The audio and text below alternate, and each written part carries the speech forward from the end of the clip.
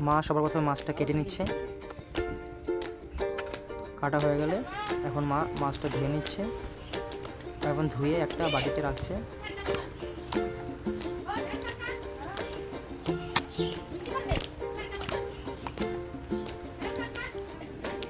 এখন মাছটাতে লবণ এবং হলুদ দিয়ে মেখে নিচ্ছে।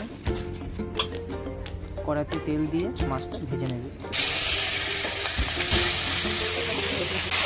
মাছটা উল্টে দিচ্ছে। উল্টে দিয়ে ভাজা হয়ে গেলে মাছটা নামিয়ে নেবে।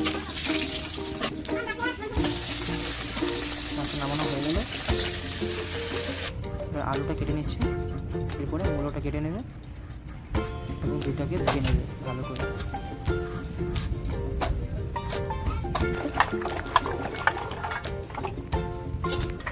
বাড়িতে রেখে দেবে।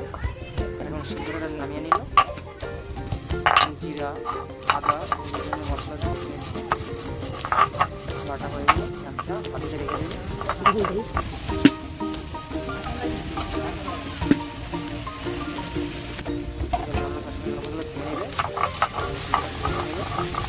রেখে একটা থালে রেখে দেবে।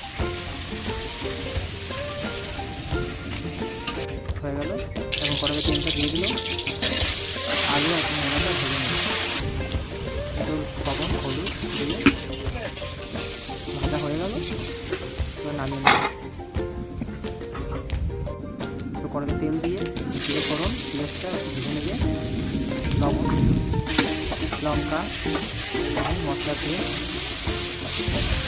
আলুটা এবং মূলোকে দিয়ে একটু কষিয়ে নেবে। এরপরে জল দিয়ে দেবে। জলটা ফুটে গেলে মাছটা দিয়ে দেবে।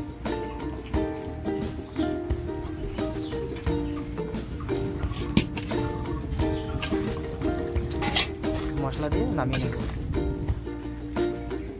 এবং ভিডিওটি দেখে ভালো লাগলে লাইক শেয়ার কমেন্ট করবে।